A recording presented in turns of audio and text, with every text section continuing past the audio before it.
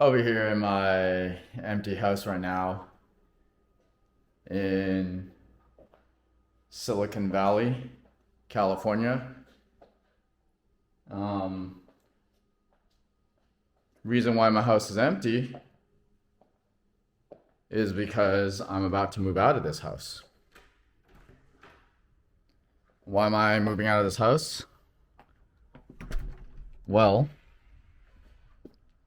I'm about to make close to maybe about 800K off this house.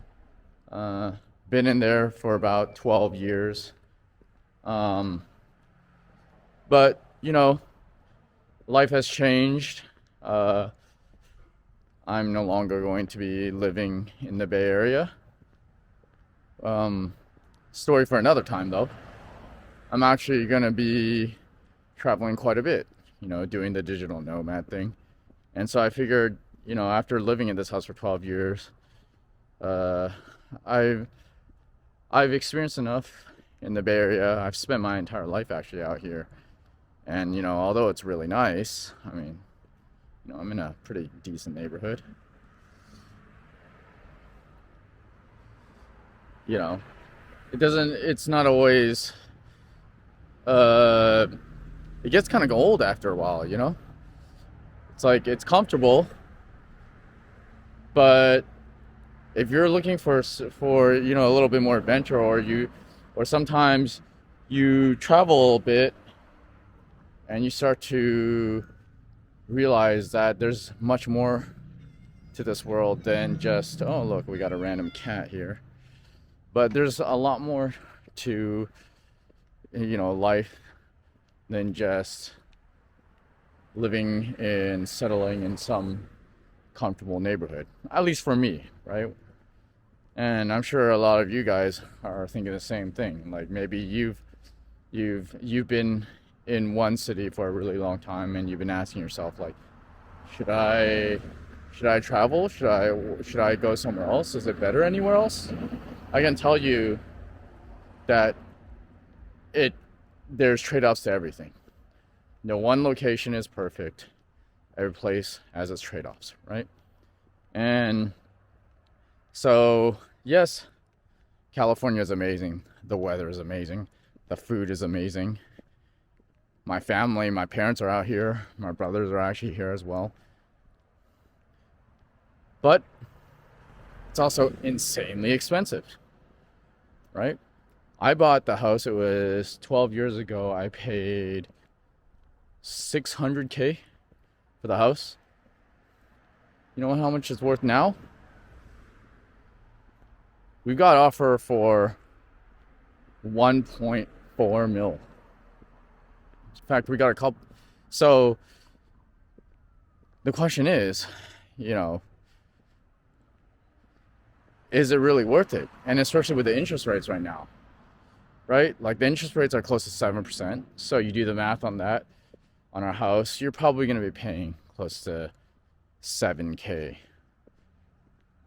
a month, maybe 8K a month after taxes, property taxes, and mortgage, right? Imagine paying 8K a month for a house that has maybe about 4 bedrooms and it's about, I think, 1,400 square feet. It's not huge. And so if you're thinking of buying a house, you got to think twice about it because yeah, California appreciates a lot, but at that interest rate and at that monthly rate, you could be renting. You could rent an entire house right now, probably for about 4 or 5K. Imagine that. So instead of spending 7 or 8K a month, you could be spending 4K. That's like you're saving almost 50%. You're cutting your costs by almost 50%.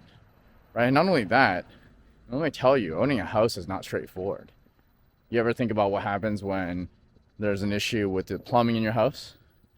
For example, in my house, I had a situation where one day I was out on vacation and was lucky at the time. We were renting to someone else. There was a tenant living in our master bedroom in the house. and it was my brother's friend that was living there. And while we were gone, they called us and they said, "Hey, look, there's a flood happening in your house right now on the upstairs." We're like, "Wait, what?" Like, they're like, "Yeah, there's a leak in your bathroom and it's flooding everywhere."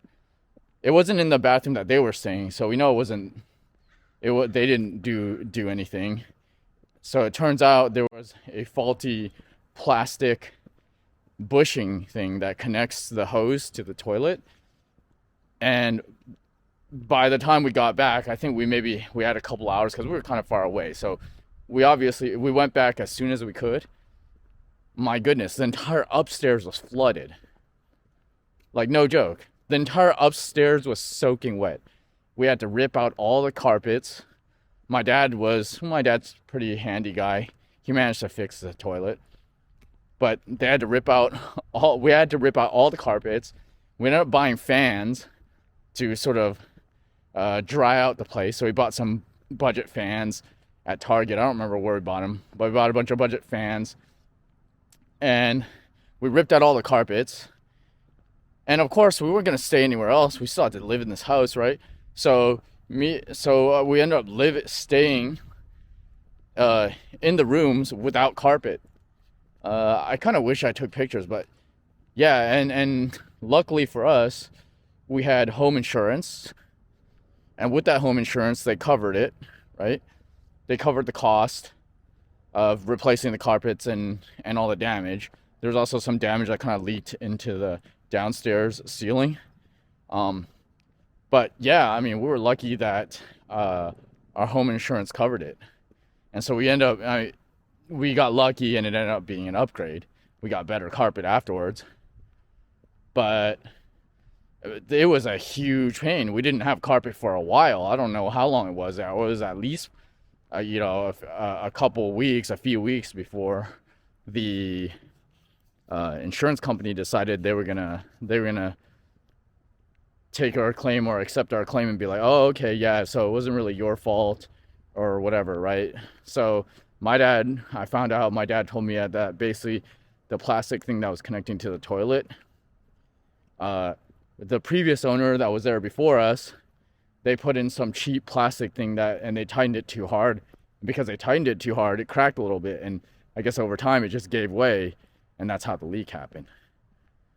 And so, and of course there's various other random things we find out over time, like the owners, they didn't put in good door locks, so those kind of start getting kind of funky. We had to replace those, right? Then you've got then you've got other plumbing issues with your sink, right? And then so it's like it all kind of adds up, you get little things here and there, and the next thing you know, you're like, man, tons of time, decent amount of money. And if you were renting, you don't have to deal with any of these things. That's up to the landlord to deal with that. It's not your problem, right? But yeah, so I think after doing a lot, I've learned from my experience. I think having your own home is cool. I mean, it's nice, right? But if you think it's in California, it's always an appreciation. It generally appreciates, so you're generally going to make money when you sell it. But my goodness, it's definitely not pain-free. And also, it's not liquid, right? So if you're the kind of person who, let's just say one day you want to just pick up and go, I want to move to another state or something like that, right? Well, now you got to figure out you're going to have to now sell it, right? And imagine for us, we had 12 years been living there. We got a bunch of stuff in there. Thankfully, I live pretty minimalistic. My brothers don't accumulate that much junk. So we managed to pretty much get everything ready for open house within about a couple weeks. We didn't so it wasn't overwhelming amounts of junk. But yeah, so I don't know. I'm still not sure if I'd ever buy a house again, to be honest, after everything that has happened. Yeah, we made a decent payout, but you have to ask yourself, right? what if you had invested the same amount of money? Well, it's hard to say, right? Because my down payment was 150K, and now we netted up 800 over 12 years. So what is that, like a 7x return? Something? No, it's like a 5x. It's like a 5x return, right? About a 5x return, which is pretty good. I mean, that's amazing for over 12 years. But there's associated costs with the house that we haven't taken into account, right? Property tax and other things. So at the end of the day, yeah, it's a pretty good return. But I don't know that I'd do it again. So anyways, it's going to be a bittersweet thing. You know, I lived there with my brothers for all that time, and it was great and it was amazing. But also at the same time, I realized, like, for my kind of lifestyle, I like to explore. I'm an explorer, and being stuck in one place with all my capital kind of bound to one place, and I can't access it until I sell it. I mean, these days I don't know. I kind of like my freedom a little bit more. Plus, if you're good with investing, you can also make a pretty good return just through investing money as well. Something we can always talk about later, and something I learned over time as well. But yeah, guys, I hope you guys found that story somewhat rather interesting. And for anyone who's thinking of buying a house, you know, I don't want you to think that I'm telling you not to buy a house. I just want to give you sort of a perspective from someone who actually bought a house and actually made money off of it, and, you know, the pros and cons of it. All right, guys, if you have any questions, let me know. Leave the comments or questions below. Remember to like and subscribe, and see you guys in the next one. Peace.